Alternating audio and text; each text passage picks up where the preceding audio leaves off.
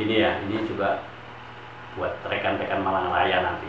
Rekan-rekan Malang biar Raya. nggak salah informasi. Kalau bicara atau pengen tahu detail tentang cerita Epres 97, tanya saya.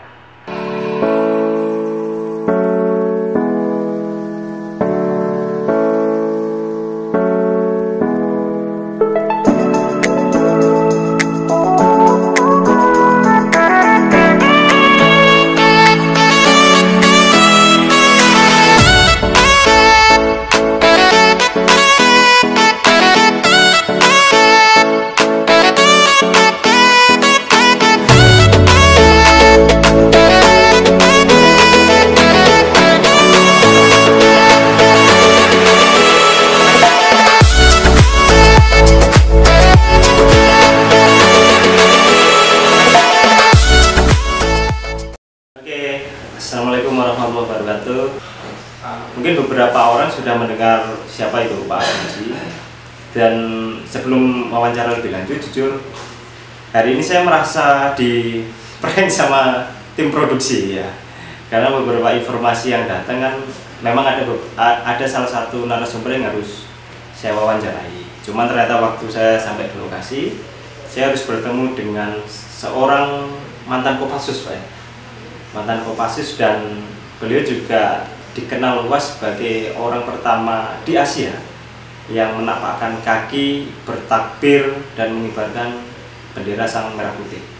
Beliau berasal dari Malang, berasal dari Tumpang, Tumpang lah ya. berasal dari Tumpang. Jadi teman-teman yang mungkin sering ke Semeru pasti akan melewati Tumpang karena pos untuk naik jeep, Pak ya.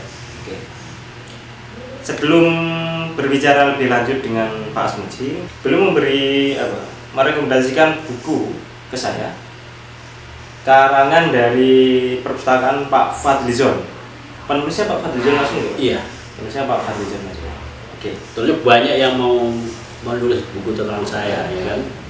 Kok tak perhatikan di Indonesia ini yang peduli dengan sejarah dan prestasi kok kepas juga. Kenal gitu ya, akhirnya lari ke Pak Fadlizon. Ya, mohon maaf pada rekan-rekan atau senior yang kemarin punya keinginan ingin membuat buku tentang saya. Nah, ini buku hanya perjalanan hidup saya sampai dengan sekarang. Jika teman-teman ingin mendapatkan buku ini, mungkin beberapa informasi bisa didapatkan di Gramedia, Pak ya. Belum pasti. Belum pasti, belum. Saya juga karena kemarin terbatas. Dan sekilas saya membaca memang sangat lengkap. Bahkan cocok bagi para mungkin teman-teman wartawan atau yang lain jika ingin meliput kehidupan tentang Pak Asmuji, karena memang sangat-sangat lengkap perjalanan hidup beliau. Oke. Kita hari ini berada di rumah Pak Asmuji langsung, Pak ya, di Desa Tumpang, Kecamatan Tumpang ya. Kecamatan Tumpang, Kebonsari, Kecamatan Tumpang, Desa Tumpang. Oke. Jika teman-teman ingin singgah ke sini nggak apa-apa, Pak ya. Monggo, pas lagi di tempat. Pas lagi di tempat open house ya. Open house, oke. Oke, mungkin gini aja dari awal gini Pak Asmuji. Sebenarnya saya juga mohon maaf jika nanti pertanyaannya kurang menyinggung Bapak atau gimana, karena saya juga bingung harus membuat skrip dari gimana dulu ini. Saya mohon maaf, Pak ya. Cuman gini Pak Asmuji, dari beberapa sumber yang saya dapatkan itu kan masa kecil Pak Asmuji kalau bisa saya katakan terbilang memprihatinkan gitu, Pak ya. Terlebih lagi salah satu video Bapak di YouTube itu Bapak menyatakan bahwa sempat memiliki orang tua angkat sebanyak 7 orang. Nah, monggo Asmuji gimana? Jadi ceritanya begini loh. Sampai banyak gitu. Itu saya hitung-hitung ya. Jadi dulu itu saya pernah ikut paman, pernah ikut ini, pernah ikut itu. Jadi tak hitung sampai 7. Karena apa? Kenapa sampai 7 itu? Jadi beliau-beliau itu yang dulu ngerawut, memperhatikan saya, kan? Tapi di sisi lain, sisi lain kadang keluarga itu tidak menghendaki kalau saya sekolah.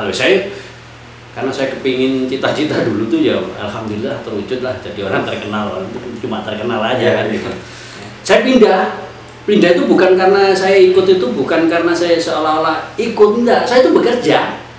bekerja, lalu dianggap karena saya tidak punya apa istilahnya domisili harus kemana, orang yang saya tempati pasti ngomong udah di gini aja. Kalau bahasanya ya di sini saja. 7 orang itu masih ada ikatan darah semua aslinya atau gimana? Ada yang sama sekali tidak. Tapi kalau diulur ke urut-urut sama anak Adam semua ya ternyata ada dari kakek itu. Waktu itu berapa bersaudara Pak Asmuji? Saya itu 6 bersaudara, saya anak 5. 6 bersaudara. Nah, dari 6 saudara ini saya baru menemukan keluarga saya itu ini berkat komandan saya namanya Pak Agus Sutomo, ya karena sudah purnawirawan.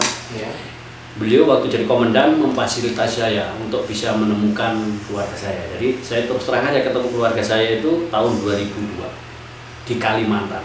Saya waktu itu, tapi orang tua asli Malang Pak ya? Polean. Bapak Polean, Ibu Idar. Nah, taunya bapak itu di Polean itu ya ini lari tadi itu apa? Saya kan mau masuk tentara ya. Mau masuk tentara, kirain masuk tentara itu udah langsung aja kan gitu. Ternyata harus ngurus surat. Syarat administrasinya. Iya. Udah datang jauh-jauh dari Kidal ke Panjen ditanyai surat pengantar orang tua, ya saya jawab nggak ada. Dengan kamu ini anak batu atau anak apa kok nggak punya orang tua? Kalau namanya mau jadi tentara itu harus ada surat pengantar orang tua persetujuan. Kalau orang tuanya nggak ada ya berarti ada meninggal atau apa. Nah itulah saya tahunya orang tua saya meninggal itu. 6 bersaudara tapi sampai hari ini masih hidup semua? Yang alhamdulillah masih hidup semua. Masih hidup semua. Ada yang sudah 25 tahun, 30 tahun, bahkan 40 tahun gitu. Kepaten obor. Kepaten obor itu gimana istilah? Istilahnya mbah dulu katanya paten obor itu seperti anak ayam kehilangan induk, jadi semubar semua. Saya itu alhamdulillah masih bisa. Ayam meninggal? Saya nggak tahu, saya mungkin masih kecil. Tapi informasi yang didapat waktu itu sudah meninggal atau gimana? Kalau dulu itu ya. Kalau saya tanya Bapak Nandi Mak, mungkin sampai pernah dengar, oh naik haji belum mulai maksudnya naik haji belum pulang. Kalau dulu kan begitu. Ya saya ya tahunya ya itu. Tahunya kalau bapak saya sudah meninggal dan kuburannya itu ya saya daftar tentara itu. Kalau ibu? Ibu saya kelas 4 SD meninggal. Itu pun saya lagi bekerja itu. Kelas 4 SD status Pak Asmi sudah yatim ya? Ya sudah. Saya sudah. Saya dulu tuh kalau jenengan pernah baca itu di cerita-cerita saya itu, Pak. Saya itu jadi dibawa ke Polean oleh kakak saya yang dari Kalimantan. Kirain saya itu mau diajak ke Kalimantan. Ternyata saya ditinggal di Polean, ikut palik saya, yaitu orang tua juga ikut palik yang pensiunan PM. Nah paginya saya tanya, saya itu bangun pagi tanya, mbakku mana loh, kamu tuh harus ditinggal sini, kamu tuh ikut saya, mbakmu udah nggak tahu kemana. Wah pernah gitu juga saya. Berarti selama 7 orang tua Anda itu ternyata masih berstatus saudara. Yang Polean itu masih saudara. Yang di Kidal itu ada satu namanya Pak Lekmin itu masih adik. Tapi ini Pak, dalam beberapa sumber kan tetap Pak Asmuji kan tetap bersekolah Pak ya. Oh saya itu tetap sekolah. Gimana? Tidak pindah atau? Saya pernah di sini di SD Kidal 2 sekolah, ya kan? Ya tadi itu gak naik, terus diajaklah kakak saya tadi itu sekolah masuk ke SD Polean 2. Dimasukkan oleh pali saya. Jadi makian guru saya tiap hari. Kenapa Pak? Kok dicaci maki? Oh saya yang katanya seharusnya anak sekolah pelajar itu minumnya susu. Kalau kamu itu tajin, santannya berat dicuci, saya itu tiap hari caci maki gitu sama guru saya. Istilahnya di. Iya, karena saya terlalu bodohnya lah. Saya kelas 5 belum bisa baca kok. Bayangin sekolah, ini namanya dulu sekolah maunya kan. Jadi kelas 5 itu saya dibawa pindah ke Polean, terus ya karena saya sempat sambil kelas sama katanya guru saya itu, kamu mau nilaimu olahraga 100, yang lainnya juga naik, ternyata bener. Jadi kan palik saya yang tanggap orang tua itu kan kekuatannya luar biasa. Wah jangan-jangan ini karena saya nggak naik, nanti saya mau diapain ini kan. Jadi saya habis terima rapot itu udah merah, pokoknya yang nggak merah itu olahraga. Kalau 100 saya. Saya robek di sawah, saya kabur. Dari Polean jalan kaki, tahun itu masih Muring itu masih hutan, saya jalan kaki. Masih hutan. Tidak. Nah, habis itu kelas 5 kan udah 2 kali nggak naik kan? Iya. Saya nggak tahu punya pikiran apa. Saya tuh nemuin guru saya yang dulu, namanya Pak Toyib, sekarang masih ada. Guru SD ya? Guru SD saya. Itu guru kelas atau guru mata pelajaran? Guru kelas. Guru kelas Pak ya? Lu dulu kan gimana katanya sekolahnya di Malang. Kabur, ini nggak munggah Pak, aku timur bunga sekolah di kini ya aku malam-malam datang minta supaya saya bisa diterima SD lagi, masuk. Tapi saya bersyukur setelah dari Polean tuh saya diajari membaca tulis oleh kakak saya namanya ya ada Mbak Erna, ada Mbak Titi, kebetulan beliau kan mahasiswi, jadi ngajari saya bisa baca, akhirnya saya kembali lagi ke. Kalau SMP-nya di? SMP-nya Negeri 2, Pulung Towo. Ini satu angkatan sama Pak Dayat tadi. Oh iya. Nah, SMA-nya Pak? SMA-nya naik kuda. SMA di Ponorogo tuh Pak. Ini naik kuda. Naik Ponorogo. Tadi Pak ada yang menarik dari beberapa nilai yang merah. Ada satu nilai yang bagus yaitu olahraga. Olahraga. Nah, ada beberapa informasi yang saya dapatkan kalau ternyata Pak Asmuji dulu pernah menjadi atlet lari. Nah, apakah itu benar atau enggak? Gimana? Benar nggak kabar itu Pak? Gini, memang itu ya apa ya, dulu itu lari itu karena keadaan yang memaksa. Kita kan bayangin dari SD saya itu dari rumah aja udah lari, terus mau SMP pikiran kan ya tadi jajan dulu ya. Kenapa sampai 7 pindah? Dulu tuh banyak orang ngomong gini loh, di sekolah itu makan bukuan. Juga banyak, salah satunya gitu saya pindah ngarito ae kon oleh sapi. Ngerti ya main badan ini. Status alasan pindah karena posisi enggak? Ya karena kan berarti saya nggak disetujui untuk sekolah. Ada yang kalau saya sekolah buku hilang, tas hilang, seragam hilang, mudah. Saya dulu kalau dibilang nangis air mata udah habis tiap hari mau sekolah ini. Dan mau anak posisi yang saudara kandung sekolah semua waktu itu? Nggak tahu. Nggak tahu Pak ya. Kalau kakak saya, kalau adik saya itu pernah tiap malam itu ya namanya SD, masih SD. Iya. SD saya pertama masuk lagi ke Kidal itu saya supaya buat sangu itu saya itu harus jual gorengan. Orangnya juragan saya ini masih hidup, jadi saya ngambil jual kacang rebus, jemblem, tape goreng, apa aja saya dulu pindah berduit. Kadang sampah kepingin bikin usaha sendiri, bikin weci sendiri pernah juga kita jual. Bangkrut gara-gara minyak tumpah 5 liter, pernah juga. Loh ya, habis itu kalau malam saya ke misbah, jual koran, jual SD sama dengan SMP. Itu yang saya dapat. Kalau siang itu kan banyak orang berkebun di sawah itu kan. Blok pari, nyirami semangka. Nah, awalnya ikut ke orang tua yang terakhir namanya Haji Gus Bari almarhum itu awalnya saya buruh sirami semangka di sawah. Jadi bisa disimpulkan selama masa sekolah Pak Asmuji ya ikut orang sambil bekerja juga. Iya, saya dulu tuh prinsipnya gini ya. Wah iya ya, namanya pejabat presiden aja harus sekolah. Masa kita mau jadi orang hebat nggak sekolah? Yang penting saya sekolah. Yang penting sekolah apapun caranya. Apapun resikonya saya sekolah. Jadi saya bilang sama Pak Dayat, teman-teman SMP, SMA semua tahu. Saya itu sering ke rumah dia. Padahal dalam tujuan saya kan memperbaiki gizi. Kalau nggak gitu tahu saya zamannya saya masih SD hidup sendiri ya kan. Mau makan apa? Berarti kalau ingin memperbaiki gizi ini Pak Asmuji ternyata bertamu ke rumah teman-teman. Rumah teman, terus kalau ada orang selamatan dulu saya pasti ada teror duduk di depannya, kalau belum dikasih pincuk saya nggak pindah. Dulu pasti dikasih makan loh zaman dulu. Sekarang aja mbak-mbak yang ngasih gitu masih, kemarin saya ketemu mbak jenengan yang dulu pernah ngasih pincuk saya waktu selamat. Loh, kok seiling-iling? Oh no, baru 2 hari yang lalu ya ketemu. Itu kerjaan saya. Jadi Pak Asmuji waktu kecil kalau ada orang selamatan pasti ada saya. Tahlilan atau apa duduk di sekeliling biar dapat makan. Serius itu Pak ya? Loh, seperti itu ya. Ya sekarang tak umpas, sekarang kalau orang dulu nggak percaya. Gitu Pak ya. Sampai lapar-laparnya itu ya nggak ada yang dimakan itu saya pergi ke sawah. Apa Pak? Mencuri atau apa? Bukan Pak? Mencuri untuk makan iya. Mencuri untuk makan. Loh, saya dulu dibilang kalau di Kopassus dibilang ahli. Saya dulu di desa Kidal pernah diisukan jerangkong. Jerangkongnya mencuri dulu. Iya. Jadi saya dulu kalau mau berangkat sekolah SD Saya kalau belum dapat telur itu saya nggak berangkat. Jadi kalau dulu ayam kan telurnya di mana-mana di kebun ini. Kalau ada ayam ketok-ketok, ya di sampingnya pasti ada saya.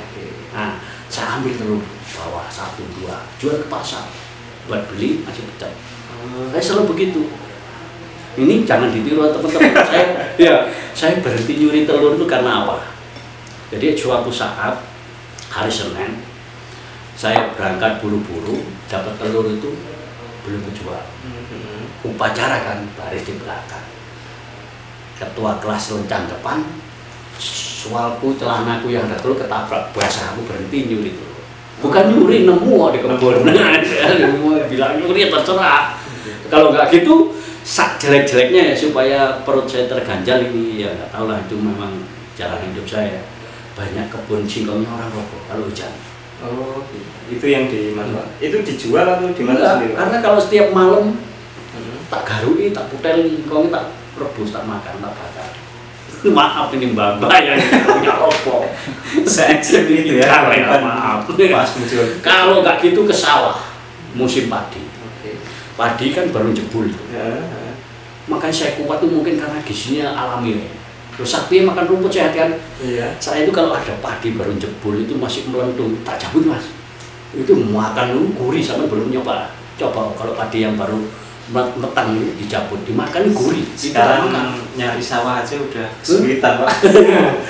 Kalau nggak gitu padi udah muning perut. Saya dulu makan udah kayak udah lumping, makan gitu udah biasa. Terus gini pak, yang menarik adalah kenapa Pak Asmuji memilih mendaftar menjadi tentara? Nah, cerita begini ya. Saya dulu tuh ya banyak dimimpikan orang. Katanya ya saya mau jadi jenderal termasuk almarhum Kaji Kusbari. Itu orang yang memimpikan saya bahwa saya itu akan mau jadi jenderal kan. Ya katanya. Terus saya sendiri juga namanya hidup sendirian ya. Rumah saya itu udah kayak mau roboh, gubuk kayak gubuk peninggal orang tua. Kadang kalau nggak gitu tidur di gardu pos ronda saya dulu kerjanya. Kalau sak jelek-jeleknya hujan saya tidur di mana? Pondok-pondok di sawah-sawah. Jadi kadang mimpi kayak dilempar orang berjubah putih, lempar jauh. Aku sering mimpi itu. Sampai merinding. Fakta.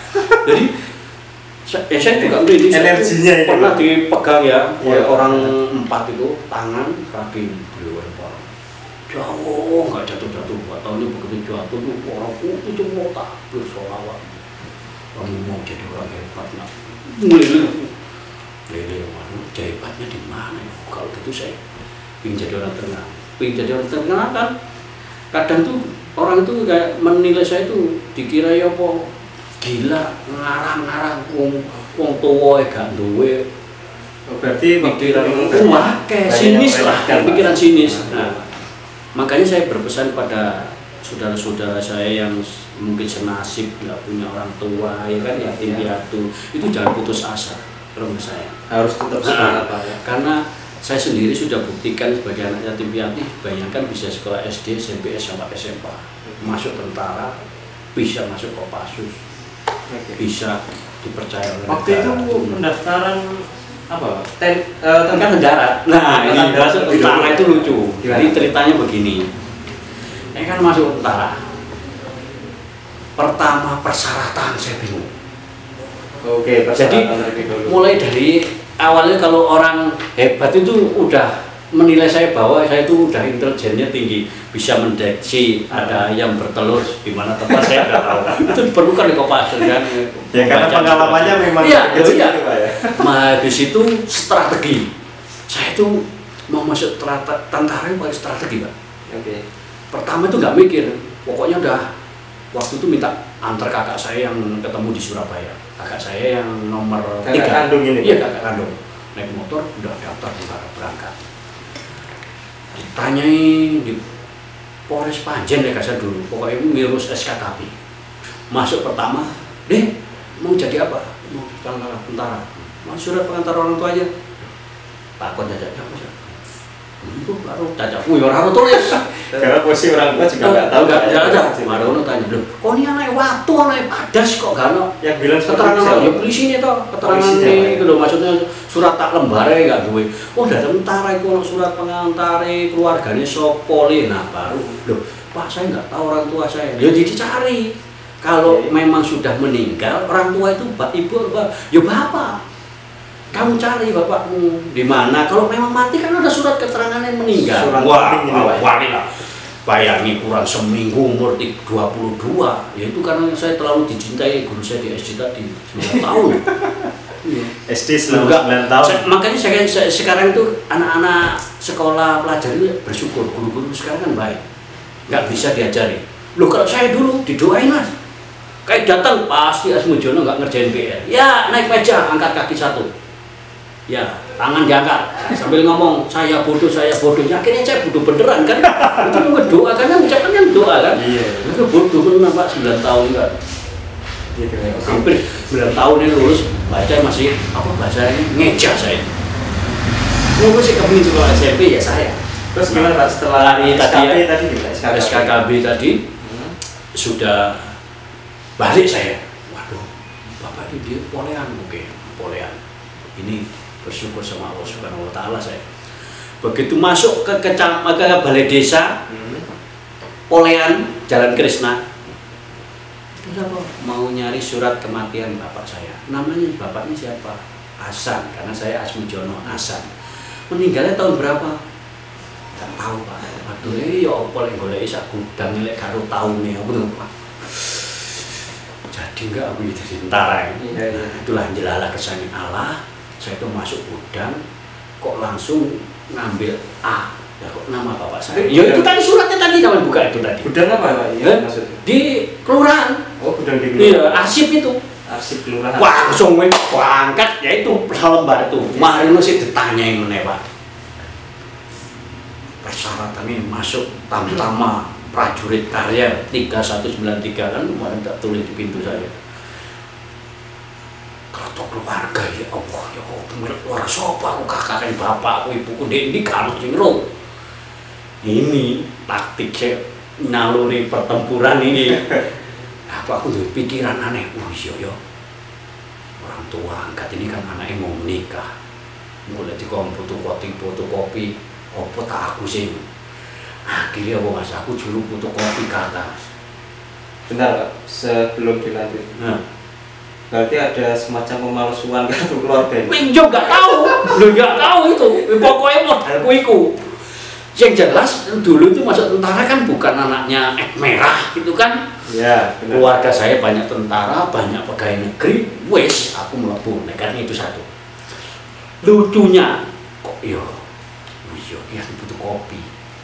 Tanya sama cacak saya, cacak tekondi pegawai kecamatan juga kan. Oh yaudah, tulis saya ambil kertas tulisin namamu, tanggal lahir, tempel. Kan fotokopi. Iya. Baru tempel fotokopi, robek balik. No ya fotokopi tak ada modal untuk tentara. Berarti data itu yang begitu saya terkenal, pejabat-pejabat dari Jakarta nyari di halaman itu ya nggak ada. Keluarganya nggak ada. Iya. Tapi kan saya sudah persembahkan untuk Merah Putih secara dunia. Waktu itu tahun berapa Pak?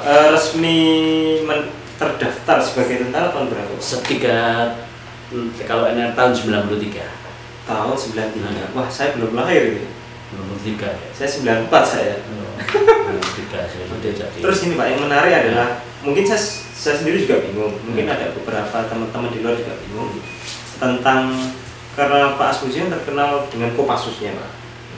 Nah, pertanyaannya itu Kesatuan Kopassus itu daftarnya memang dari angkatan darat atau gimana Pak? Gini ya, dulu kan saya itu mengejar untuk bisa lulus SMA kan susah. Masuk tentara dulu tuh saya itu lulus SMA saya nganggur mas, masih jadi kuli manol di Surabaya saya di Pasar Turi, dipanggul mindahin buah pakai keranjang-keranjang nurunin dari truk dapat duit itu modal buat dapat tentara, buat ngurus administrasi selama beberapa bulan saya. Jadi begitu sudah itu ceritanya lucu. Nah, adalah seorang kopral maritimin dari Kapolri. Katanya pensiun juga masih kopral. Oh iya. Dia itu melihat, awakmu itu bagus, lo buat tentara. Wah, sampai guyon-guyon ngono lho. Oke. Lah wong iki kon kok dikira sugih kon duwe duit dianggap diku punya orang tua angkat wong anak-anake ku nang awakmu gak seneng. Dadi tentara enake. Enake opo sih Pak? Lho, kon lek gak percaya tentara enak iku. Polisi enak. Lho kuburane lho le. Wong iku menyakitno saya gitu. Tentara ku enak. Bayangkan, wis mati loh, cek baris kuburan apa gak enak. Itu Bapak siapa tadi? Namanya Pak Merkimin. Pak gue sekarang masih hidup oh, belum. Jadi salah satu orang yang mungkin mempengaruhi. Katanya badannya ini bagus, lumayan. Nah bayangin kulit manol panggul. Saya dulu SMP mikul sih 1,5 pintal udah kuat. Wow. Loh, saya nggak percaya. Saya walaupun sekarang mau umur 50, orang nggak ada yang tahu. Saya itu masih ngangkat badan saya loh. Dengan 1 jari masih kuat loh. Siapa yang kuat ya? Nggak ada di Kopassus juga nggak ada, teman-teman semua tak uji sini nggak ada. Oke Pak. Masuk oleh, masuklah saya tentara. Oh iya berarti, nah tadi urus itu. Suatu saat dia itu berkunjung karena kan Bagus Bari almarhum ini kan orang tertandang, jadi pengawalnya tentara banyak. Suatu saat pendidikan di Magetan ada kunjungan. Terus saya pendidikan tuh mau kabur Mas. Waktu itu pendidikan ping kabur. Sempat Soro, enakan kulit panggul Surabaya kalau ngatur duduk prit. Jadi ini maksudnya itu begini. Iya, Pak. Setelah saya kunjungan ternyata Bapak itu ikut gitu loh. Oke. Wah, aku sempat protes, Pak. Jadi sampai tentara opo enak opo. Wah, jadi mangan dikai sepatu pakaian dikai bener dikai mangan dikai mari kon mangan kon joget juga mutak lebar. Wes aku mau nanti kabur aku sempat mas gitu. Tapi di Magelang kok posisi waktu itu? Enggak, di Magetan. Oh, di Magetan? Magetan, wah. Okay. Wes sabar. Nah, udah kepala basah. Ternyata orang teman saya aja yang dekat lingkungan pendidikan juga nggak tahu, dikirain tentara itu enak. Loh, dikirain cerita teman saya ini orang Magetan. Kirain tentara umum, pesiar, keluarga, peteng-teng kan gitu ya. Ternyata di dalamnya ya itu saya rasakan sendiri. Saya hampir kabur, tapi ya dengan jangan nanti malu takut berapa tentara itu memang proses. Kalau tentara itu memang proses semuanya tuh untuk mental ternyata kan. Nah, begitu udah lulus, belum lulus masih ke cabangan infanteri, dulu masih RPKAD, Kopasanda. Datanglah prajurit Kopassus Kaupaga. Beliaunya masih ketemu saya kemarin beberapa waktu yang lalu. Namanya Pak Mahmud. Pistolnya sini pakai oranye Kopassus berdiri baret merah Kaupaga. Datanglah ke Landik itu, ambil apel kita ini. Siapa yang mau masuk Kopassus? Kopasanda, RPKAD seperti saya. Benar Pak, Kopasanda itu nama-nama Kopassus? Iya, dulu kan sebelumnya kan RPKAD, KKAD, ya kan? Kopasanda, terus Kopassus. Kalau nggak salah, maaf senior kalau salah. Nah itu ya. Begitu sudah cek, kita diapel. Nggak tahu ada kurang lebih 600 personil. Ini angkatan saya. Kopassus berdiri. Siapa yang mau masuk Kopassus? Posisi tapi sebelumnya itu sudah ada doktrin. Ada, saya nggak mau masuk baret merah. Yang doktrin siapa Pak? Iya, semua kan udah tahu. Ntar paling cepat, paling sesara, paling jago memang di Kopassus. Tapi pendidikannya ngeri. Kalau nggak lulus mati kan gitu. Waduh. Ada teman saya itu sampai nyogok pelatih itu, wani piro biar nggak diambil baret merah. Ngono sing nyogok PT, Pak, supaya nggak diwali. Berarti benar Pak, proses menjadi Kopassus Pak itu memang Kopassus itu kan prajurit terbaik, baiknya diambil Kopassus. Yang dari lulusan itu semua yang ada itu diambil Kopassus. Yang salah satu pasti di situ. Nah, baru ditanya gitu kan nggak diem semua. Saya itu berdiri sendiri. Saya siap masuk. Dari berapa? 600-an. 600 cuma malahan sudah berdiri siap. Mah jadi prajurit baret merah. Iya. Kopasanda RPKAD, nggak tahunya itu yang tim Berping namanya Letnan Malu itu kan, kamu semeter kotor mau seperti saya, apa kemampuanmu? Wah, benar, semeter kotor itu maksudnya nggak sesuai standar saya kan. Kasus standarnya kan 65, 168, saya 165, dibilang semeter kotor. Iya, akhirnya apa kemampuan? Siap, saya pelari, saya peranan, dites lah, barulah saya tahu. Dites langsung iya, hari itu juga. wah enaknya masuk Kopassus gini, baru lari coba capek dikasih makanan, kasih gizi. Bagus, saya lari mas. Lari saya udah hebat, masuk nominasi masuk. Begitu sudah masuk Kopassus dilaporkan lah ceritanya ke pimpinan waktu itu Pak Prabowo sebagai komandan landing menolak. Pak Prabowo yang calon Pak Prabowo bilang tadi ya, yang calon presiden katanya aturan untuk standarisasi Kopassus tetap aturan. Kalau nggak boleh standar nggak, maksudnya saya ditolak. Karena tinggi badan. Iya, karena tinggi badan. Nah, pelatih itu sampai perwiranya beliau itu bolak-balik. Datang saya, gimana kamu ini ngadep Pak Prabowo agar saya itu diterima. Nah, diterimanya saya itu ya ini saya makanya saya bersyukur juga. Semenjak waktu itu sudah ketemu. Saya sudah dibaca, iya tahun 93 itu. Begitu sudah ketemu Pak Prabowo itu, katanya saya baca itu beberapa setelah ini ya. Jadi Mas Mujono itu setelah ditemukan itu Pak Prabowo itu merasa apa? Ciut. Melihat sorot mata saya itu katanya beliau. Saya akan menjadi orang hebat. Oke, terima. Tapi kamu harus konsisten. Alhamdulillah ternyata saya lulusan terbaik di angkatan saya seluruh Indonesia di Kopassus. Wah, akhirnya kan tahun berapa Pak ini? 94. Nah, baru saya ke Timur 95. Selama berarti setelah TNI Kopassus itu sempat ditugaskan di mana coba? Selain ya dirotasi ya itulah ya kan. Kopassus tugas tentara semua sama tugas itu. Hanya kegiatan yang beda, gajinya sama. Oke gini Pak. Yang menarik dari Pak Asmuji kan memang keterlibatan Bapak di misi atau pendakian Everest itu Pak. Oh itu sejarahnya lain lagi dulu. Ini sejarahnya itu gini. Diceritakan siapa yang pertama memberikan info, terus Pak Asmuji tertariknya dari mana, kemana? Saya dulu itu ya dengar Himalaya itu cuma nyanyian. Kalau apa Himalaya puncak gunungnya itu saya di Timur lagi tugas. Saya tugas di Timur itu juga luar biasa ya, banyak kesannya.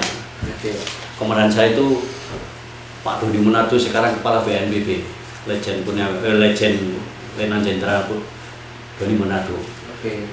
Saya itu nggak tahu dari mana, baru puasa awal saya langsung dikasih kunci mobil untuk antar pasukan. Antar pasukan, hujan deras, tiba-tiba ban meledak. Di mana Pak? Di Timur. Pak Doni itu pokoknya saya nggak mau tahu pasukan kamu antar. Dia udah tahu, ini kuncinya. Saya nggak, ya untung aja ikut orang kaya itu bisa nyopir kan. Iya. Aduh kok aku bisa nyopir, mau nggak taunya baru jalan kira-kira 200 meter ban meledak. Dongkraknya di mana nggak atau mana, orang Timur pintar, udah Pak diangkat aja, angkat ganjel ganti ban. Takutnya diangkat Pak. Kijang dulu saya masih kijang. Di buku saya ada kijang. Yaitu cerita Pak. Begitu sudah masuk sungai hanyut Mas. Kijangnya Pak. Hanyut. Jadi personil saya bawa itu pada loncat semua, saya bawa mobil mempertahankan madu mobil hanyut. Begitu udah hanyut, wah nggak tahu nih kapan tembakan rame berjam-jam. Mobil hanyut, akhirnya saya bisa melewati itu dulu, mulai menyeberang sungai dalam keadaan ya nggak tahu lah, pertolongan Tuhan mungkin waktu itu, kalau anu nggak tahu. Sungainya dia dalam timur. Tembak-tembakan rame, sempat saya nolong seorang letnan kolonel hanyut dengan 2 senjata. Karena kemampuan saya renang, saya loncat, saya tarik orang itu selamat. Kalau nggak tahu ya, udah hanyut dengan 2 senjata. Nggak tahu namanya siapa, saya lupa. Pak Doni Munardo masih ingat beliau. Itu kesan Timur, barulah pulang dari Timur. Ini kemana tuh? Ke Jakarta tuh? Iya, kan tugas selesai. Pulang Timur, baru ada seleksi namanya Gultor, Satuan 81 Gultor. Kopassus, di atas Kopassus. Ya, spesialisasi di Kopassus itu kan ada Sanyuda, Parako dan sebagainya kan. Nah, ada seleksi.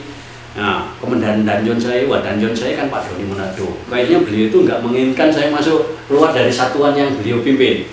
Langsung saya itu belum cuti tugas Timur, saya diberangkatkan untuk mengisi kemampuan namanya sandi jejak. Jadi sekolah dengan orang Daya. Jadi sandi jejak itu misalnya ada jejak apa, berapa hari, orang jalan berapa, itu saya tahu. Nah, saya disekolahkan khusus itu 2 bulan. Alhamdulillah lulus. Saya terus terang. Kopassus belajar ke orang Dayak waktu itu. Oh, semua yang berpengalaman alami kita ambil ilmunya. Oke. Nah, satu-satunya saya dapat ilmu gitu. Begitu lulus, lulusan terbaik lagi saya ranking 1 di Sanja. Sandi Jejak. Nah, tapi punya spesialisasi namanya daki serbu. Nah, itu manjat tebing untuk kepentingan pertempuran. Nah, kalau sekarang kita alami itu. Nah, itu spesialisasi saya juga lulusan terbaik saya. Rock climbing gitu. Rock climbing. Itu kalau di Timur-Timur misalnya ada medan gunung dengan senjata lengkap dengan peluru dan amunisi, saya masuk duluan. Sebagai leader bikin jalur untuk menempuh sasaran itu bagian saya. Bikin jalur, Pak? Iya. Mati berarti mati. Dia mati di sini. Oh, siap. Oh, ceraku itu. Baik, ya itu kemampuan saya di sana. Nah, lagi-lagi seharusnya saya pulang Timur-Timur tuh cuti, terus pulang kursus itu cuti. Tapi dan saya itu punya, ya termasuk Pak Prabowo waktu menerima saya setelah berhadapan itu kan beliau tahu bahwa saya bisa akan jadi prajurit hebat beliau. Pak Doni juga mungkin seperti itu. Ada feeling mungkin ya, beliau itu punya insting gitu. Ya, jadi benar saya mau cuti, kamu tuh mau cuti kemana, orang tua juga nggak punya, saudara juga nggak punya. Akhirnya saya lulu. Oh siap.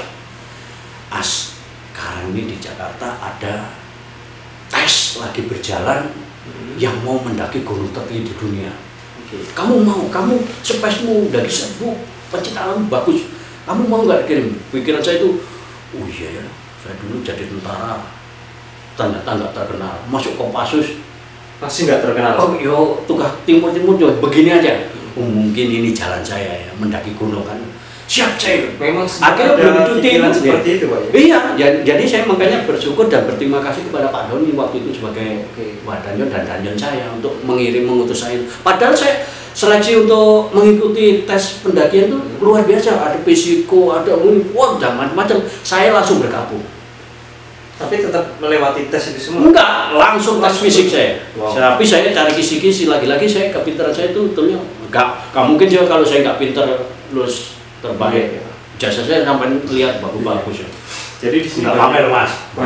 Jadi ini kan introspeksi buat teman-teman yang dulu SD, SMP, SMA. Yang punya waktu itu memang belum pernah, Pak. Ya fresh itu apa? Oh, ora aku roe kulkas di kulkas kok ini.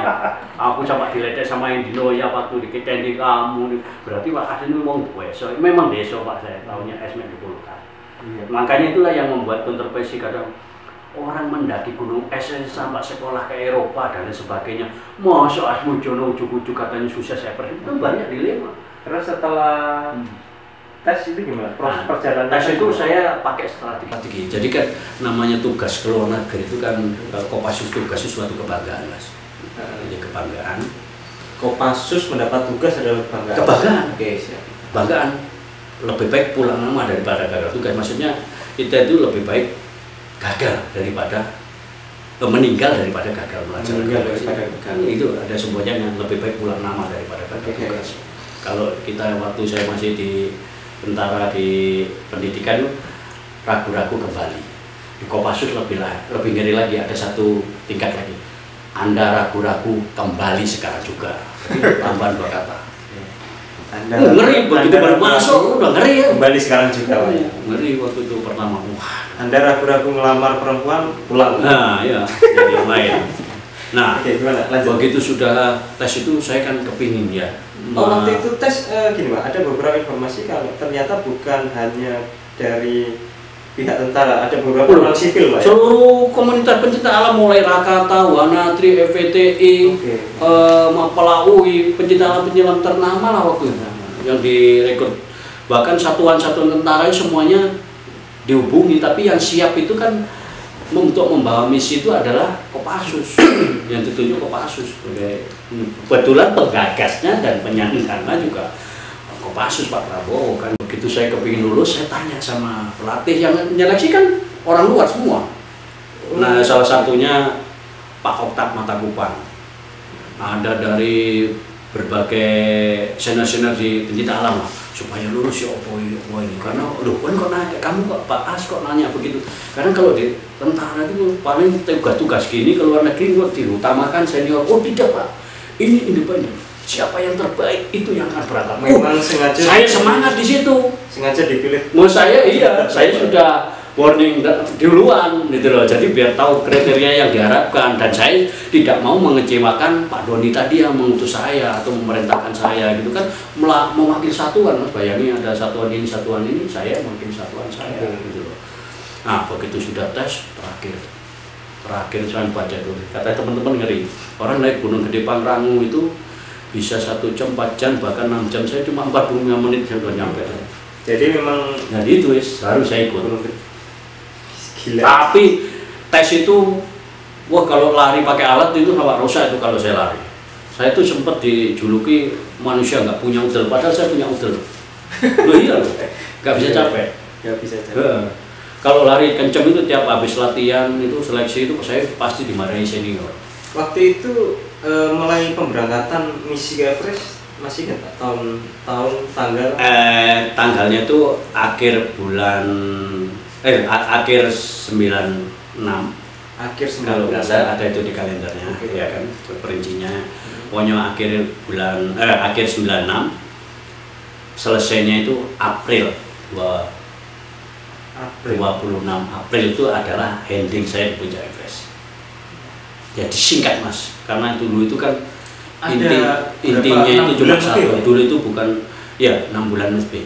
Intinya itu kan 2 bulannya tentang air. Di sana yang terhitung 6 bulan. Iya. Jadi jangan sempat pesannya Pak Harto almarhum, jangan sempat ke bulan Malaysia, kan dulu kan gengsi antar negara. Yang menarik ini Pak, kenapa kok gini Pak? Berarti memang sudah sejak dulu Pak ya, dari Rapakarno itu istilahnya apa ya? Gengsi antar negara gitu. Iya.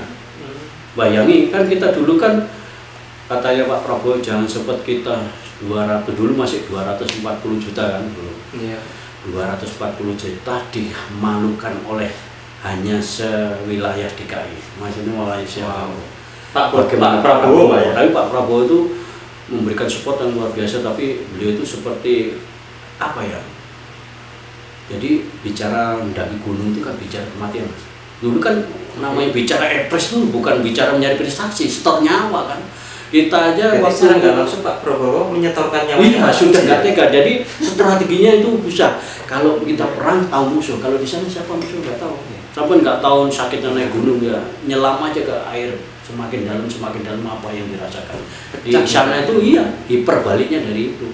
Jadi ada cerita teman saya itu takut dibilang main watak. Main watak itu apa? Main watak itu ya pura-pura lah. Oh. Nah, bahasanya pura-pura, main watak bahasa tentara. Karena dulu itu kalau di tanah air tuh, ya tadi saya bilang, saya itu kalau habis latihan itu selalu dimarahin senior. Senior, gara-gara kamu nih, saya dimarahin sama komandan. Maksud apa Bang? Kamu itu kalau lari itu jangan kenceng-kenceng. Saya ketinggalan dikira saya main watak. Oh, kurang-kurang. Saya itu diambil apel sama senior. Kamu tahu nggak? Nanti naik gunung itu tidak lari, jalan tahu nggak? Siap. Wow, tiap hari cobaan ini nggak berakhir sama saya masih SD ternyata masih jono cobaan terus. Begitu. Mulai pendaratan di apa Pak? Nepal atau India istilahnya? Nepal. Ya. Nepal itu masih nggak Pak? Mulai berada di base camp. Ceritanya begini, jadi kan kita ini kan nggak tahu ya. Iya Pak. Nggak tahu Nepal seperti apa. Jadi pertama itu kita mau mendarat ke Kathmandu. Pertama kita tuh dari jendela itu lihat pesawat itu lihat mau mendarat tuh kan sempat ketawa. Jadi lihat orang Nepal tuh masa siang-siang tiduran di landasan di aspal pakai selimut. Gak ongkep pikiran kita. Nah sedangkan kita ini dari tanah air itu pakai ya baju pendek-pendek, jas apa itu dimasukkan ke bagasi. Ternyata pesawat sudah mendarat, keluarlah sambil nunggu bagasi kita itu kayak gulung kacang. Untung di sana sudah minus. Ini menggigil. Udah menggigil, barulah jalan masuk ke hotel namanya Hotel Gorisangka. Diambil sama senior. Oke, kita untuk adaptasi di sini besok pagi habis sholat subuh, apel pagi menggunakan baju aerobik, apel di bawah di depan hotel. Wah, tentara, sipil juga siap semua karena sudah bawa militer, bawa Kopassus kan. Ternyata hari pertama itu apel, Mas. Apel mau lari aerobik, nggak jadi lari aerobik, berantem sama sakit. Berantem dan sakit. Gimana, Pak? Jadi ceritanya baru baris itu keluar depan hotel udah berantem. Bayangin minus 0 derajat, kita tuh pakai baju singlet celana pendek. Jadi kalau kesentuh temen itu kok digampar, dikaplok, Mas. Sakitnya minta ampun. Habis itu sakit, iya, sakit semua, banyaknya sakit. Akhirnya dirubah lah. Oh iya, kita lupa ini kan di Nepal ya. Oh bukan di Jakarta kan, akhirnya gitu. Akhirnya dirubah. Oke, kalau gitu besok kita tidak aerobik, tidak kita orientasi lingkungan. Kita besok pesiar ke kota Nepal. Semacam aklimatisasi itu, ya pengenalan budaya lah. Kita disuruh jalan-jalan lingkungan. Yang nggak bisa bahasa Inggris sama yang bahasa Inggris. Nah, saya ini lucu. Saya dengan Pak Misirin. Guide-nya satu, sama Pak Iwan Kueceng apa yang anak-anak mahasiswa yang pernah kuliah lah bahasa Inggris. Kita itu terpelongok di kota Kathmandu, Mas. Oke, kenapa? Terkendala bahasa itu, Pak? Dulu. Jadi lihat patung itu, wah, Kamu Sutra berjalan aja. Semua itu adegan Kamu Sutra. Adegan. Jadi kita itu melihat itu, belum tahu patung masuk. Akhirnya pas di pasar peramaiannya, ya. Kita pertama lihat orang Nepal itu kita ketawa. Karena apa? Ada anak dikasih tali ya. Kalau anak tradisional kasih gelindingan. Ternyata itu tujuannya biar hilang. Ternyata kita ini yang teman sipil itu lihatnya kemana. Nah ini tentara Kopassus ini body system itu terjalin sampai di sana saya dengan Pak Misiri senior saya. Sini oh ya sini. Suatu saat kita bingung, nanyain, loh, kayak kita mana? Teman kita yang paling bukan? Oh hilang. Pak Misiri, cobi. Ya nggak tahu Pak, ya udah balik aja ke hotel. Oke balik ke hotel. Biarin itu anak-anak tahu bahasa kita kan nggak tahu. Banyak panggil taksi kami. Sirin, tak panggil taksi tahu. Kita ditanya, mana gue Indonesia? Kita nggak ngerti, mau tahu bahasa Inggrisnya waktu itu yes no doang kita. Pak Sirin cuma udah cuma begini Pak ya. Oh ya langsung taksi di jalan. Begitu pas di jalan belokan tengah kita ditanyain sama driver. Dia tanyanya, where you go? Pak Sirin, no. Mau main. Mau pak belokan banyak bingung. Supirnya itu taksi kok nesu, enggak, kalau ini arena di karpe marno aja.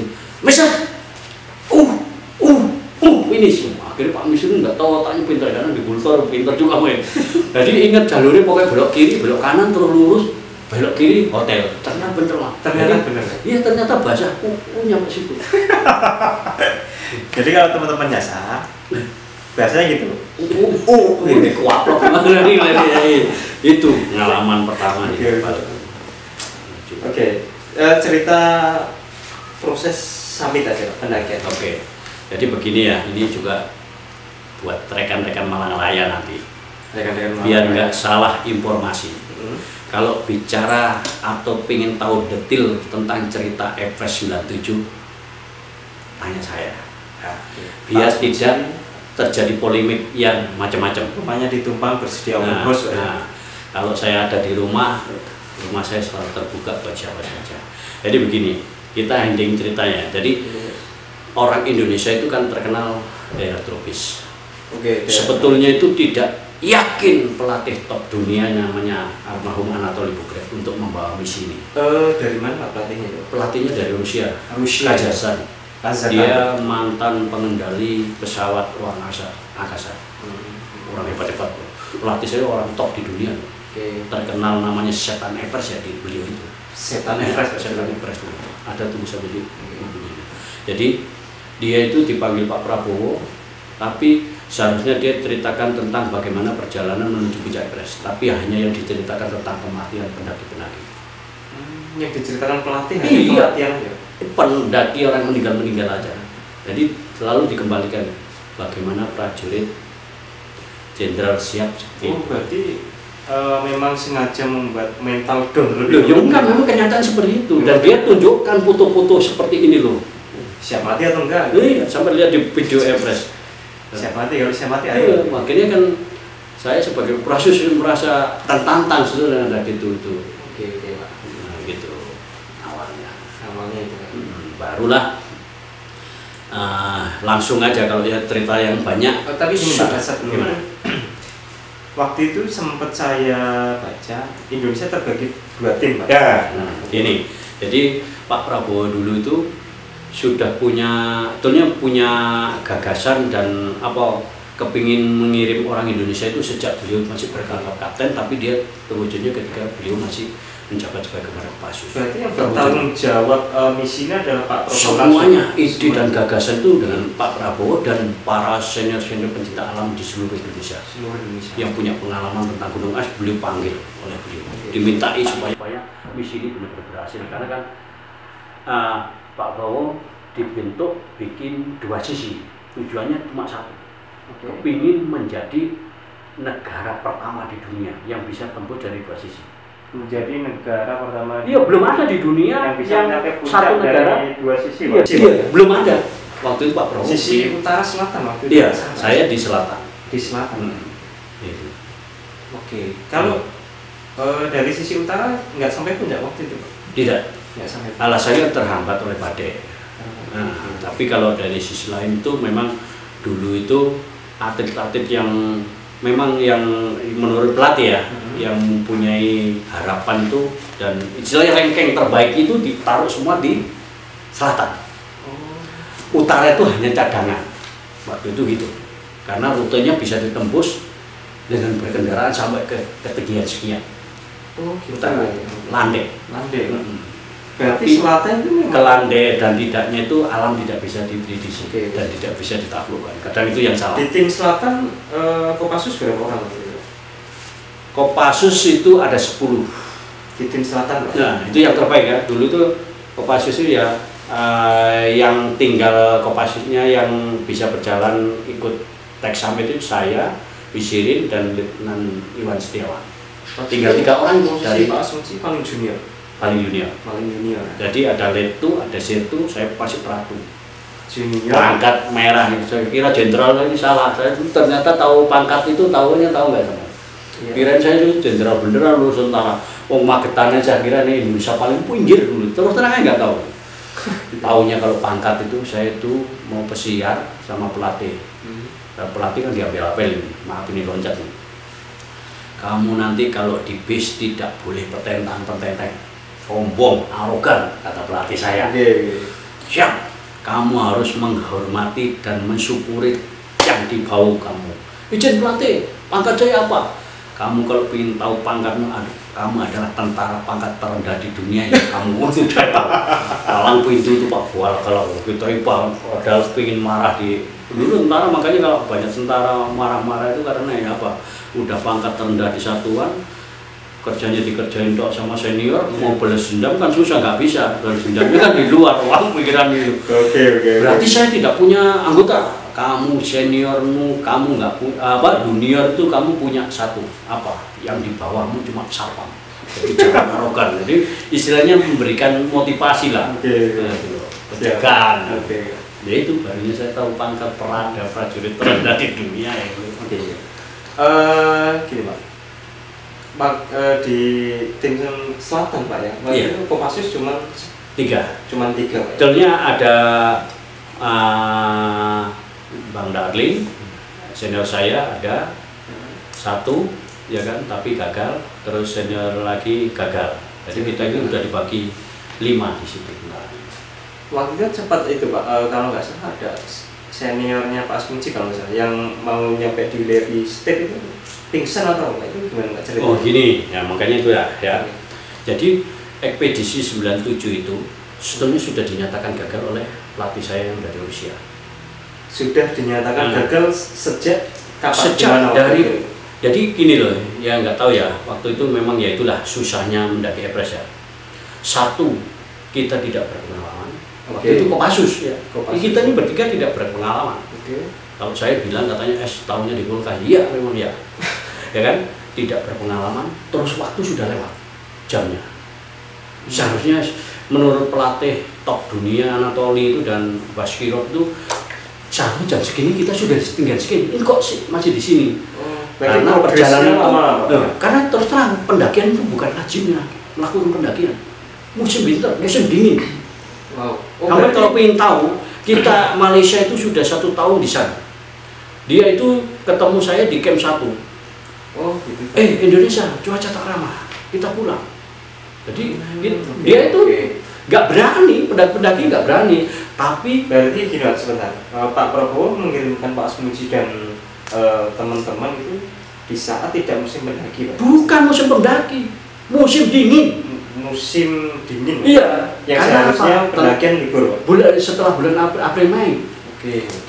Gitu loh. Salju tidak bisa diterima. Itu sempat diejek sama Malaysia juga, Pak? Oh, bukan semua pendaki seluruh sana juga mengejek. Wah, Indonesia dasar laut kok mau naik gunung. Kita yang punya gunung aja susah. Saya begitu, saya nggak ngerti. Saya tanya teman-teman saya. Logis juga ya. Apa sih? Iya. Oke. Nah, kan sempat saya diragukan juga. Oh, begitu pelatih sudah bilang itu satu, memang ya. Terus terang aja manajemen waktu itu kurang bagus dari pihak Sherpanya. Kan dia mungkin juga sudah prediksi, orang nggak berpengalaman, orang Indonesia paling jauh mendakinya sampai ketinggian sekian. Itu udah diprediksi. Jadi apa yang dipaparkan? Boleh diceritakan itu, Pak? Ada berapa base camp yang harus dilalui? Ya, base camp 1 di ketinggian 5.300. Base camp 1 itu udah 5.300. Makanya kalau ada komandan saya ya, kepingin masa sih naik gunung tinggal langkahkan kaki kiri kaki kanan sih kok susah, katanya kan gitu. Akhirnya nyoba itu seluruh. Makanya kalau buat nyadarkan orang itu bagus aja. Orang kalau lupa Tuhannya dibawa ke base camp express semua disebut, ya Allah Tuhanmu, kepalanya sakitnya ketinggian tuh nggak bisa tekan, semuanya sakit.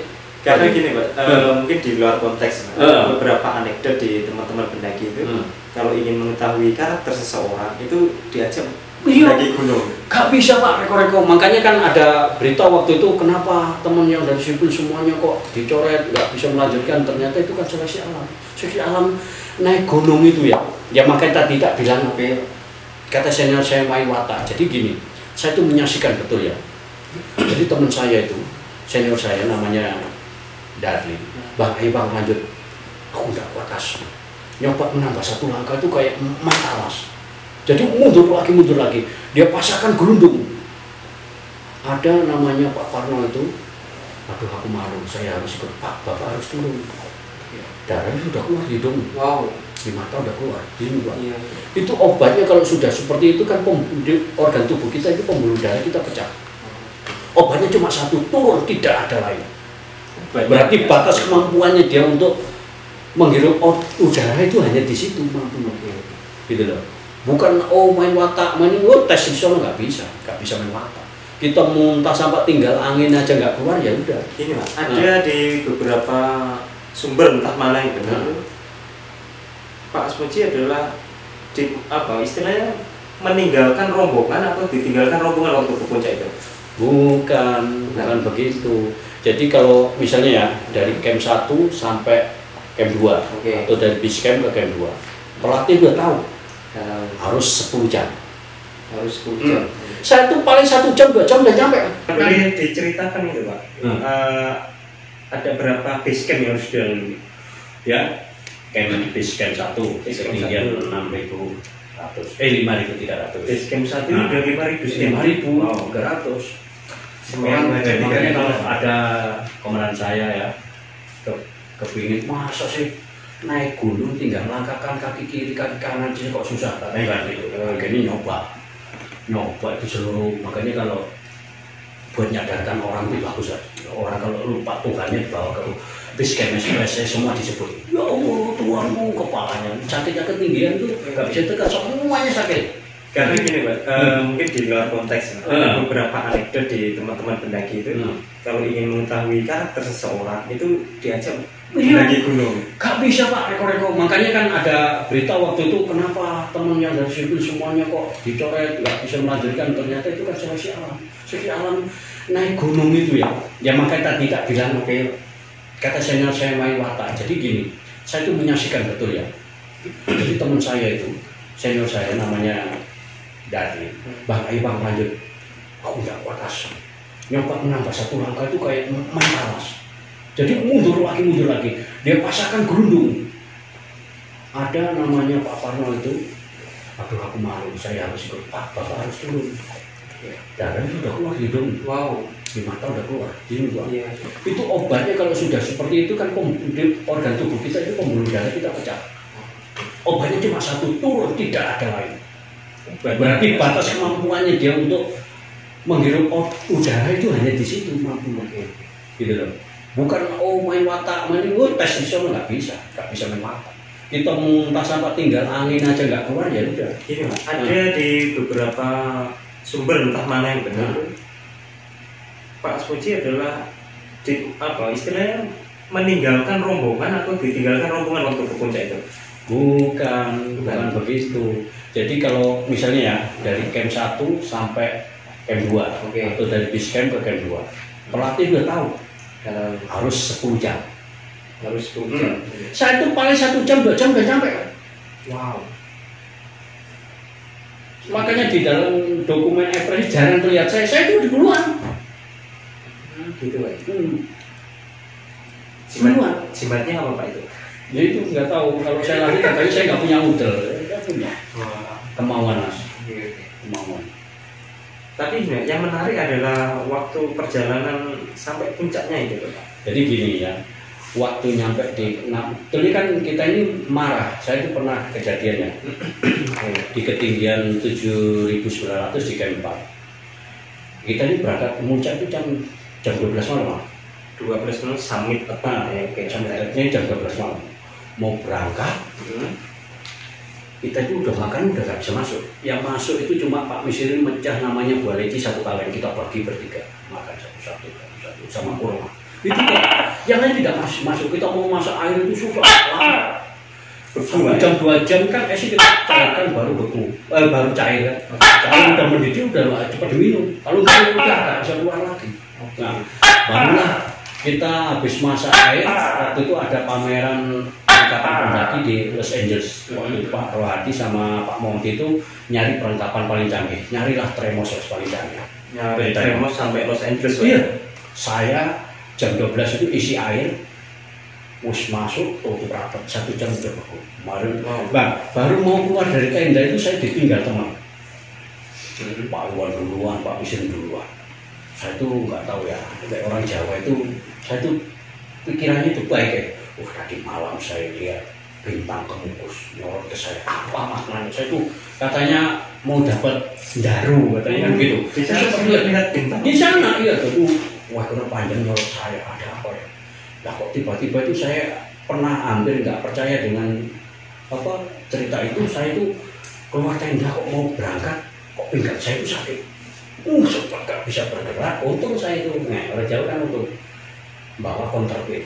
1 wadah counterpin nggak oleskan di punggung saya. Saya bisa berdiri jalan. Kok bisa kepikiran? Semoga wis duluan nalar ya. Tapi itu sadar. Habis itu saya pakai oksigen, jalan beberapa langkah. Kok aroma oksigen kok apa enak baunya, bau gas. Muara itu teriak-teriak gak ngerti. Pasti bahasa Inggrisnya tabung bau gas sih gak ngerti ya. Teriak-teriak jam 12 itu. Serpanya gak ada yang turun kan udah jalan. Jauh 1 jam dengan guide yang 2 orang dari kalau saya. Nah kok saya kepikiran, pusing saya daripada saya bingung. Tabung gasnya 2 mas, saya sambil jualan tak tauan posisinya siapa di atas gitu? Ya lagi jalan menuju ke camp emergency camp.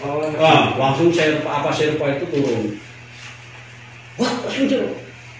You check, no good. Aku pikir bau gas apa bal-bal. Akhirnya dicek, bener gas di bau. Kan tabung-tabung campur sama barang-barang yang lain saat perjalanan di kota. Bau minyak. Barulah dicing gitu, sorry ya maaf, baru ditukar. Baru teman saya yang jalan tadi 1 jam tak kejar, kena. Iya, barulah ceritanya itu 12 malam kita itu nggak tahu proses jualan sampai dengan pagi. Baru pagi itu kan ini teman saya itu mungkin Pak Misirin terutama ya. Kalau Pak Iwan kita tidak tahu. Pak Misirin sekarang di mana sih Pak? Ada di Madiun. Oh masih hidup ya? Oh pangkat rektor. Belum purnawirawan? Belum, masih jabatan apa itu. Siap. Jadi Pak Misirin itu kalau ada gunung kita di bawah ini ada tebing di itu paling puncak itu. Rebutan itu mas. Saya yang dunia kamu di belakang biar saya dulu. Akhirnya saya belajar juga. Saya selalu disisihkan di belakang. Kalau belakang saya rasa bersyukur. Pertama dong. Bersyukurnya begini. Jadi senior jalan di depan keplosokan. Wah, dalam hati rasain loh. Jadi saya nanti nggak lewat situ ngambil 1 meter. Ternyata penting. Teman saya kepelosok, akhirnya harus keluar dari pelosokan itu kan tenaga habis lagi kecewa. Begitu sudah nyampe di ketinggian yang dia anggap itu puncak, ternyata pas bukan ini puncaknya, masih ada gundukan lagi. Sana paling puncaknya. Makanya Pak santai. Nah, aku pikir, yaudah kamu dulu lagi saya. Udah nyampe dulu lagi. Kayak itu puncak. Ganti lagi. Posisi saya disuruh belakang lagi. Posisi depan Pak Susi itu ada pelatih gate. Oh pelatih itu gak ada, kadang di belakang, kadang di depan. Oh gitu. Yang jelas ada satu selalu di depan. Tapi es itu nggak bisa baca mas. 1-3 meter kadang sudah hilang pandangan. Aduh nggak kelihatan. Ya susah pak saat ada. Pak lutut jadi jualan itu berat. Oke. Nah begitu sudah gitu, nyampe lah namanya di bawah Hileristek. Di Hileristek dulu tuh. Saya taruh belakang. Ini cerita ending dari semua cerita pendakian Everest yang buat rekan-rekan pemirsa harus ketahui, termasuk pencinta alam di pendaki gunung di seluruh Indonesia baik junior senior semua. Jadi pendakian Everest ini menginjak atau kita sampai di bawah emergency camp atau Hileristek itu terkenal namanya dead zone, zona kematian. Itu di-cut oleh pelatih. Memang enggak, karena satu perlengkapan yang dijanjikan tali untuk pengaman sudah habis, oksigen sudah minim. Itu seharusnya yang memfasilitasi dari pelatih sama Sherpa. Nah itu. Maka dari itu semua pelatih ditambah lagi waktu mau jalan kan Pak Misirin kan duluan, saya nggak tahu Pak Misirin nyampe di mana nggak tahu, tapi di depan saya itu Pak Iwan. Nah pelatih tambah ngajak turun tuh melihat Pak Iwan yang mula dengan Pak Misirin dijago bisa diandalkan nyampe puncak, Pak Iwan terjatuh di depan saya. Pelosok di samping step itu sempat minta tolong saya juga, saya mohon maaf saya nggak bisa karena saya waktu itu pernah nolong takutnya ketarik gitu loh. Waduh kalau ketarik tuh lagi sampai Cina loh mas bawah itu. Tapi perbatasan Tibet dan Cina. Beruntung sih ya. Yang memang dekat mau ngatuk ini kita tenaga kan ini. Nah begitu nggak tahu Pak Iwan bisa keluarnya dari lubang itu ditolong pelatih atau siapa saya nggak paham. Baru saya lewat jalan terus. Berarti ditinggal? Tak tinggal. Tak tinggal itu di ketinggian 8.400-500an. Wow. Jadi begitu nyampe di situ, lagi saya diadang oleh pelatih. Aduh itu maksudnya, turun, diajak turun, bahaya Everest turun. Nah, pertama pelatih ngomong gitu, dokter gak mau saya turun. No. Sampai dengan Baskiro, Anatoli saya yang terakhir itu, enak. No, ini army. Is that no problem? Komando saya berkata begitu. Army is that no problem. Saya bilang begitu. Komanda. Baru terakhirnya Sherpa. Nah, disinilah ya yang perlu rekan-rekan ketahui termasuk tim Everest sendiri. Everest 97 juga belum tahu cerita ini, ya kan? Tapi di buku sudah saya tulis lengkap tentang itu. Nah, sudah saya tulis buat rekan-rekan. Sejarah EPES dihentikanlah di situ. Saya waktu itu mau naik dihadang oleh dokter dan Sherpa. Pikiran Anatoli waktu itu, tenaga saya itu kan masih ada. Jadi itu bagus turunnya. Kalau Pak Iwan itu sudah dibawa turun oleh Sherpa dengan dokter. Bawa turun setelah diangkat itu. Pikirannya pelatih Anatoli almarhum itu, Asmujono tenaganya tinggal sedikit. Daripada dipakai naik, lebih baik buat menyelamatkan nyawanya pakai turun. Pikiran bagus. Tapi kita kan tadi kembali kepada Semboyan Kopassus. Lebih baik kurang lama daripada gagal tugas. Saya punya itu.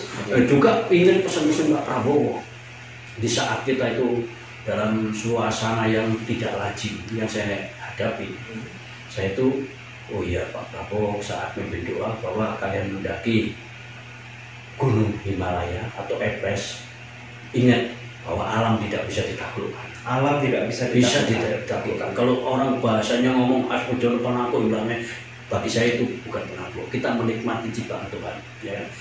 Kamu ke sana mendaki, ingat niat kalian ada berziarah ke makam tertinggi di dunia. Oh bayangkan, ini Pak Prabowo. Baru kalau bisa nyampe puncak, kibarkan yang kamu bawa, kebanggaan kita. Itu pesan beliau. Nah, saya di stop oleh pelatih di bawah mau nginjek ke Hillary. Saya berpikiran begini, semua nyuruh saya turun, ngajak turun, berarti ekspedisi gagal. Satu, ya kan? Komando, Kopassus katanya lebih baik pulang nama daripada gagal tugas. Nah, ingat pesan Pak Prabowo, saya melangkah beberapa langkah, saya terjatuh tuh lihat mayat lagi terjerat tali, terikat tali melintang di depan saya, mau lihat step itu. Yang makanya kita terkenal dengan dead zone, Jonathan Martin, di situ banyak orang mati mas. Mau lihat step punya tebing step itu variasi batu dengan es, kemiringannya hampir 80 derajat. Wow, susah.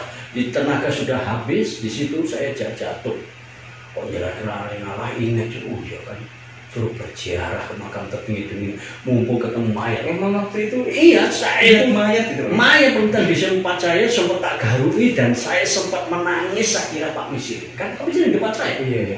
Sempat nangis, tapi saya tersadar pas ngelaruk gini, terus tangan saya, oh iya, baju saya kan begini, ini beda. Oh berarti ini bukan.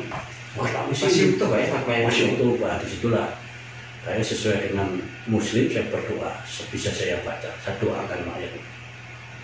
Saya minta kepada Allah Subhanahu wa Ta'ala waktu itu dengan doa saya, minta tenaga. Sempat saya itu berilustrasi bahwa teman saya kalau sudah tenaganya habis, ya Allah, gabunglah tenaga itu kepada saya. Doa-doa dari bangsa Indonesia, teman-teman saya prajurit, semua yang mendoakan saya, sampaikanlah ya Allah doa itu. Jelaslah kejadian mas, ini kebesaran buat saya. Katanya Pak Yai itu bilang tidak semua orang dapat ijabah seperti itu. Jadi setelah saya berdoa itu seperti kayak orang kesetrum, kuping dengar orang tahlil, takbir, adab, semuanya kuping baca Yasin. Merinding saya. Iya itu. Nah disitulah saya seperti keberatan. Jadi sempat berdengar suara semua. Jadi saya sudah kedengaran. Iya udah wes wangi kuping gue pakai walkman. Baru saya itu berpikir, oh iya ya, pelatih turun, Sherpa turun, berarti tadi dalam bahasanya itu ngajak saya turun, kamu turun, nanti kamu kalau lanjut seperti temanmu. Jadi saya itu pertama nggak percaya ya kan. Begitu sudah nekat, saya udah tali yang jenazah tadi tak gabung, tak pakai manjat. Saya itu seperti kayak ringan pokoknya saya itu melewati itu. Disitulah yang tidak habis pikir dan tidak saya sangka dan nyata. Ternyata teman saya yang namanya Misir dalam keadaan pingsan di atas. Pingsan di atas. Kemarin tak ceritai ibu dan anaknya. Makanya ibu dan anaknya kemarin saya kasih. Ibu dan mas-mas mbak sampai harus bersyukur. Betapa sayangnya Bapak sampai kepada sampean. Tak ceritain lah di sini. Waktu itu ke sini karena anaknya masuk akmil kan, dari sini katanya. Alhamdulillah sukses semua, dua-duanya jadi perwira di sini. Begitu sudah datang, Pak Misrin tak perlu, Pak, bangun Pak. Pak Misrin itu seniornya. Iya, itu pingsan di ketinggian 8.000 mau 700. Mungkin pingsan, tak goyang-goyang langsung sadar, langsung anak saya, istri saya, anak saya itu, Pak, ayo dulu, mana anak saya? Jadi ternyata dia itu sudah pingsan di situ, ternyata ditinggal turun pelatih dan saya diajak turun itu karena mungkin dikira sudah meninggal. Iya. Akhirnya barulah tak sadarkan, Pak, ayo naik. Masih bertugas Pak Misrin. Apa? Pak Misrin masih bertugas sampai hari ini. Ya tadi kan sudah tadi masih di kota Madiun ya. Nah, barulah Pak Misrin tak sadarkan. Sadar. Saya sudah nggak lihat gelap pas. Mana anak saya, anak istri saya. Itulah bahasa Pak Misrin. Barulah Sherpa nyusul naik ke tempat saya yang tadi kan tutup semua. Iya. Karena saya bisa lolos di step itu, latih Sherpa nyusul. Nemuin saya. Baru saya spontan tanya sama namanya Apa Sherpa. Apa Sherpa? Where is Summit? Dia tunjuk up. Pokoknya up dia. Ceng asli coba ini ceng pelatih Anatoli. No. Ini army. Saya selalu begitu. Pokoknya army itu problem. Belum bahasa saya bener. Saya sempat marah dulu sama namanya Anatoli almarhum itu begini. Jadi Anatoli itu kan katanya terkenal pernah mengevakuasi orang-orang yang di Himalaya. Nah dia itu, saya itu sempat kecewa itu karena dia itu kan pakai alat botol kecil ditaruh di ketiaknya. Jadi setiap dia istirahat duduk itu dia buka tutupnya dioleskan di mulutnya. Saya minta, nggak pernah dikasih. Nggak tahu bahasa saya yang salah atau gimana, nggak tahu, nggak pernah saya. Sudah diketahui itu alat apa? Nggak tahu, mungkin nggak tahu ya. Kayak semacam bisblos buat menghangat mulut kan. Mulut ini kan pecah kalau nggak dikasih dulu. Dia nggak kasih. Nah begitu sudah tadi ketemu Pak Misrin itu saya tanya puncak. Saya itu ngomong terakhir ke Pak Misrin. Pak Misrin, ayo Pak naik tidak. Nggak kuat Pak, saya sudah gelap pas. Disitulah kemampuan Pak Misrin di situ. Baru, oke, kalau Pak Misrin nggak mau ke puncak, biar Asmujono bukan prajurit Pak Hijau, biar Asmujono yang di balik merah putih. Saya ngomong gitu Pak Misrin. Baru tak perlu tanya lagi, apa sih Pak? Di situ ditulis oleh pelatih saya, katanya saya seperti zombie. Jadi saya seperti melayang nggak tahu beberapa jam kemudian saya itu marah, tapi marah saya itu dengan ya Allah, Allahu Akbar. Ternyata saya jatuh itu. Saya itu maksudnya marah dengan menyebut asma Allah itu maksudnya ya Allah, saya sudah niat suci pengen memberi bendera merah putihku kok masih halangi dengan cobaan, saya jatuh ke sandung ini. Nggak taunya Sherpa itu teriak-teriak, aduh sampai nggak tahu kalau itu puncak. Saya nggak tahu. Berarti dari landscape ke puncak itu bisa dilihat seperti ini, Pak? Ya enggak kelihatan, kita masih jalan lama dari itu. Dia itu jalan lama, ya itulah syukurnya itu saya itu ya Tuhan itu mungkin maha segalanya. Coba kalau saya nggak dijatuhkan dengan kesandung besi tadi, aluminium tadi, saya mungkin nyampe Cina, Mas. Saya itu melihat itu setelah cerah sebentar, dari utara itu tebingnya tuh atas mau ke puncak itu baru naik, baru nyampe ke saya. Ya Allah, berarti saya itu nyampe puncak. Ya Allah, Allah, Mas. Bangga. Waktu itu sendirian, masih? Ya sendirian. Makanya ceritanya begini. Ada yang mengompli saya apakah benar saya 10 menit di puncak. Tadi kendaraan ya? Sudah aman. Ya? Enggak. Nah, begitu di puncak, wah ingat saya.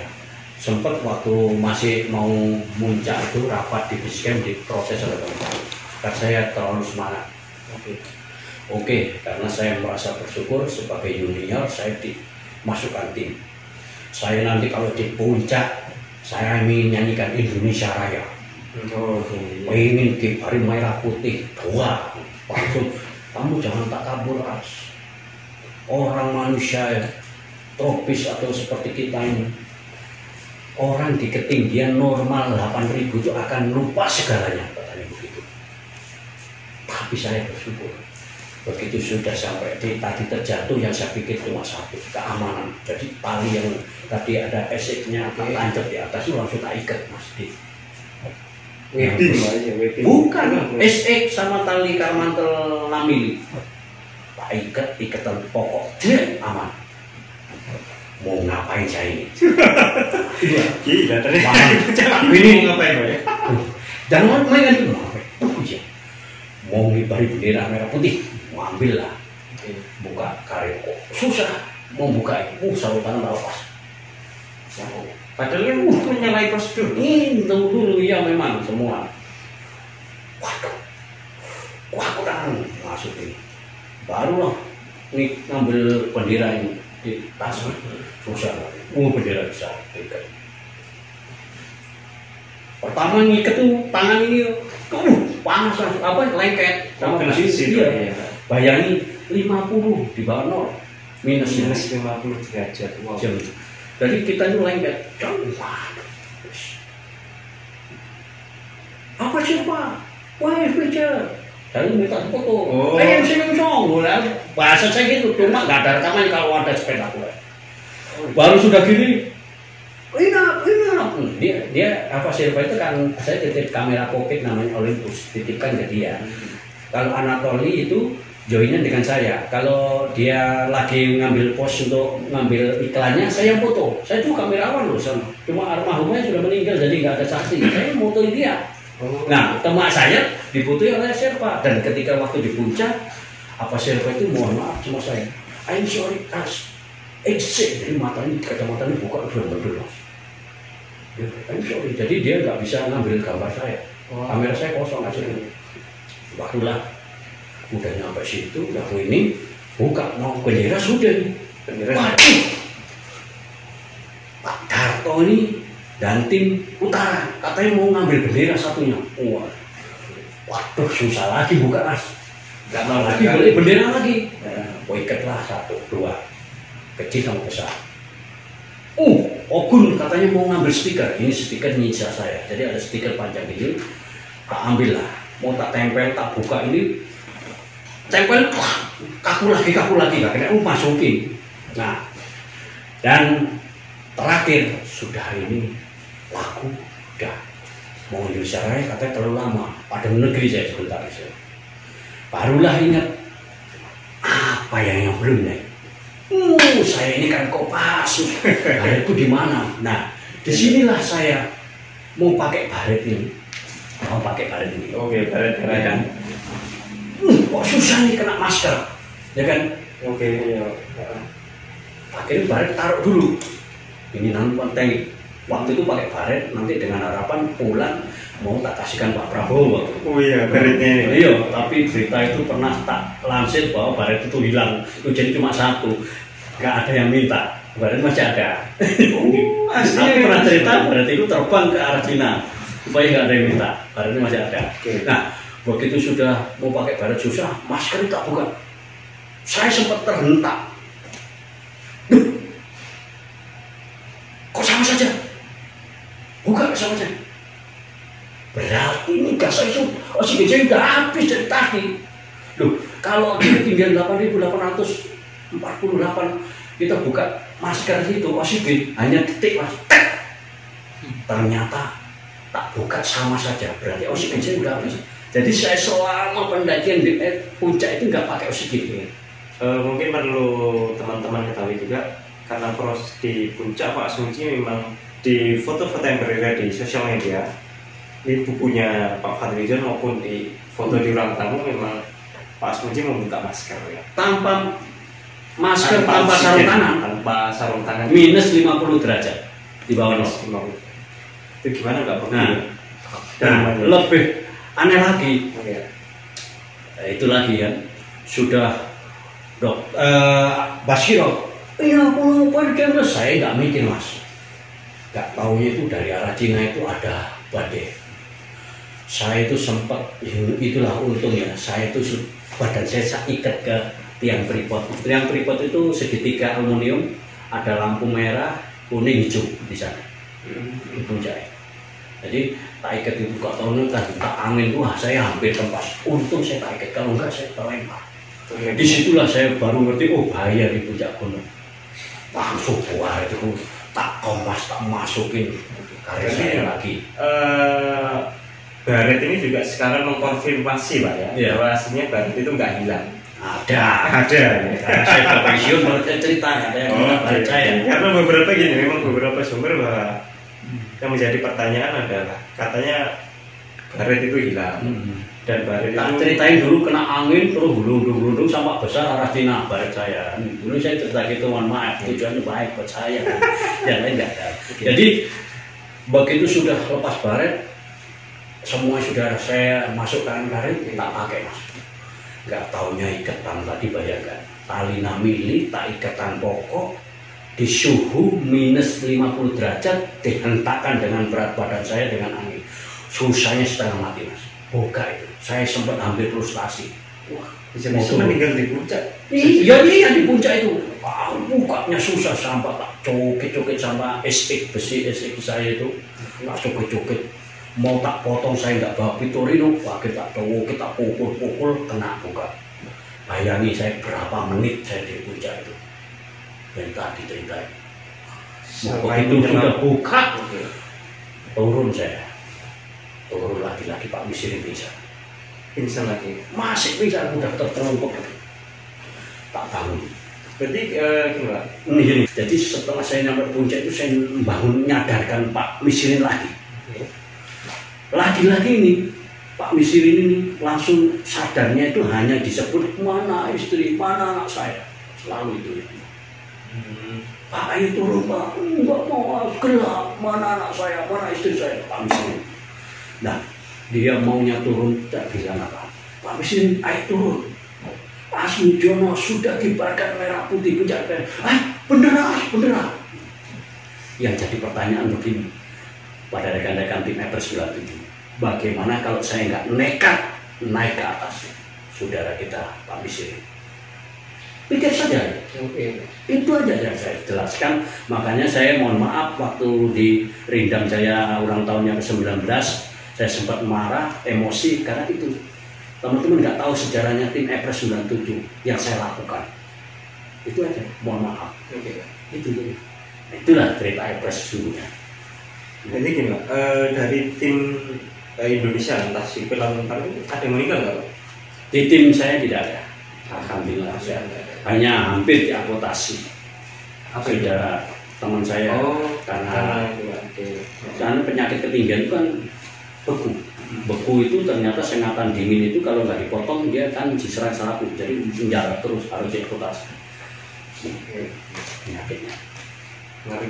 Saya Everest, jadi itu sejarah Everest. Makanya pada semua saja kalau ingin tahu Everest 97 tanya sama saya. Perkara teman-teman nyampe dan tidak tanya masing-masing. Kalau tanya saya apakah Asmujo nyampe, Asmujo itu ada nyanyi pada Monogri, takbir dan adan di puncak Everest dan merah putih. Mungkin sekalian mengonfirmasi tadi sebelum kita take video sempat ngobrol sama Asmi juga tentang isu yang berseliweran Pak ya. Karena isu yang di luar beredar bahwa Pak Asmuji sebenarnya adalah bukan orang Indonesia yang pertama kali sampai di sana. Perlu saudara ketahui, jadi waktu itu Pak Faisal Tanjung, Panglima Pangap di Nepal dalam konversi persnya bahwa Indonesia adalah militer ketiga di dunia, setelah India, Nepal, baru Indonesia. Mengalahkan negara-negara besar Pak ya? Iya, tidak mudah. Kalau Asia Tenggara, saya adalah orang Asia Tenggara pertama. Asia Tenggara pertama. Yang beliau katakan begitu. Namanya Panglima Jenderal yang ngomong dan media. Tapi ada kabar beredar kalau ya seorang perempuan warga sipil Pak. Hanya dia yang tahu kalau itu. Dia nyampe dan tidaknya dia yang tahu. Hanya dia yang tahu. Kita sudah telusuri kok semuanya. Tim Everest 97 sudah tahu semua waktu di Nepal.